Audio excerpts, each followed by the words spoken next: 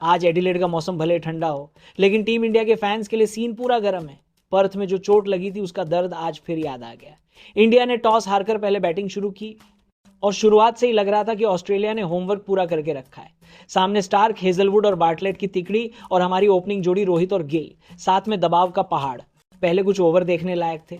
Hazlewood तो जैसे रोहित को हिप्नोटाइज कर रहा था। एक के बाद एक डॉट बॉल, अंदर जाती हुई, बाहर जाती हुई, हर गेंद पर सवाल। रोहित को रन मिल ही नहीं रहे थे। चौथा ओवर तक आते आते गिल ने सोचा, अगर ये दोनों सीनियर धीरे खेलेंगे तो स्कोर कहां से बढ़ेगा।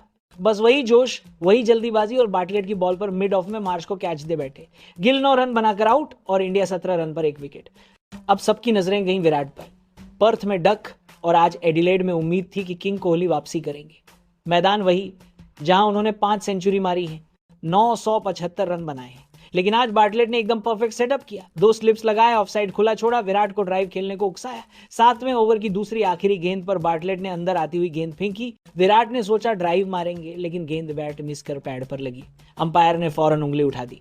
विराट ने नॉन स्ट्राइकर एंड पर रोहित से पूछा, डीआरएस लें? रोहित बोले, छोड़ो यार, आउट है। और बस किंग वॉक बैक। 2 मैच लगातार डक, एडिलेड में सपना चूर। इस आउट के बाद पूरा माहौल भारी हो गया। कमेंटेटर तक चुप थे। इंडिया 17 पर 2 विकेट खो चुकी थी। अब आया असली टेस्ट, श्रेयस अय्यर।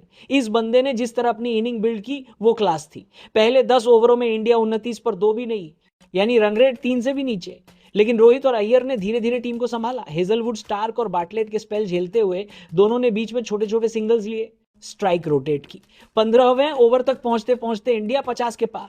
फिर दिखी थोड़ी राहत। 19वें ओवर में जब ओवन ने शॉर्ट बॉल डाली तो रोहित ने उसे हुक किया और वो गया सीधा 6। वहीं अय्यर ने कवर के ऊपर चौका मारा। 1 ओवर में 17 रन। तभी लगने लगा कि अब इंडिया के इंजन में गर्मी आ गई है, और वही हुआ। अय्यर ने अपनी 50 पूरी की। रोहित ने भी 74 बॉल पर हाफ सेंचुरी जड़ी। धीरे धीरे दोनों ने 100 रन की पार्टनरशिप बना डाली। यह पार्टनरशिप इंडिया के लिए लाइफलाइन थी। 22वें ओवर से 36वें तक दोनों ने 1-1 रन लेते हुए ऑस्ट्रेलिया को रोक दिया। जंपा, कूपर और मैथ्यू शॉट जैसे स्पिनर्स को मैदान पर टिके रहने का मौका ही नहीं दिया। रोहित के कवर ड्राइव और पुल शॉट्स देखकर लगा कि कप्तान अब टोन सेट करने वाले हैं। लेकिन क्रिकेट में एक पल में सब पलटता है। 32वां ओवर, स्टार्क वापस आया। 30 ओवर तक तो रोहित ने सोचा था कि स्टार्क की लाइन पढ़ ली है। पहली बॉल से एक्स्ट्रा कवर ड्राइव, दूसरी पर डिफेंस, फिर आई वो शॉर्ट बॉल ऑफ साइड पर थोड़ा बैक ऑफ लेंथ। रोहित ने बिना सोचे पुल शॉट खेल दिया और बॉल गई सीधा सबसे लंबी बाउंड्री की तरफ।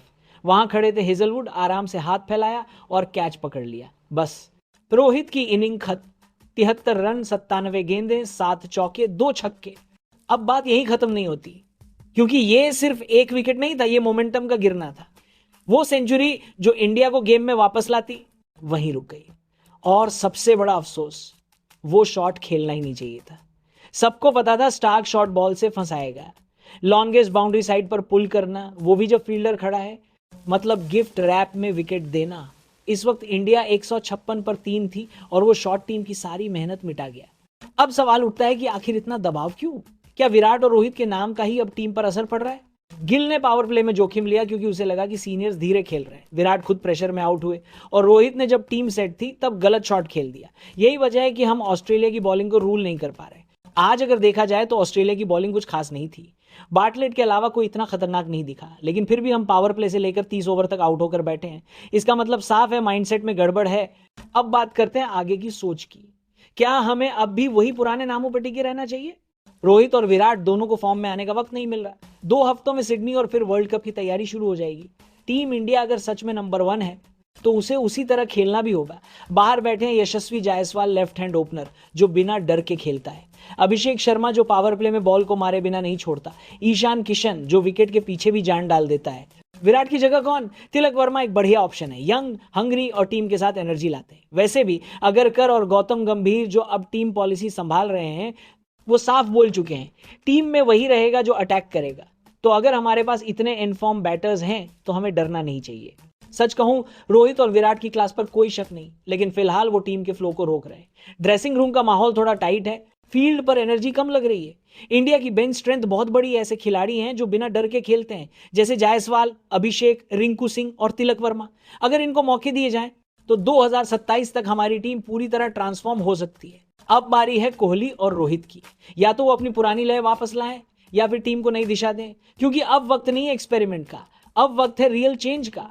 एडिलेड की ये कहानी सिर्फ एक मैच की नहीं, एक मैसेज है टी इंडिया को पुराने नामों से आगे बढ़ना होगा। अगर हम नंबर 1 हैं तो खेल भी वैसा होना चाहिए, फियरलेस, फास्ट और फुल ऑफ फायर। भारत की पारी तो खत्म हुई 269 पर 9 विकेट के नुकसान पर, लेकिन असली सवाल अब भी वही है, इंडिया का माइंडसेट 300 तक कब पहुंचेगा।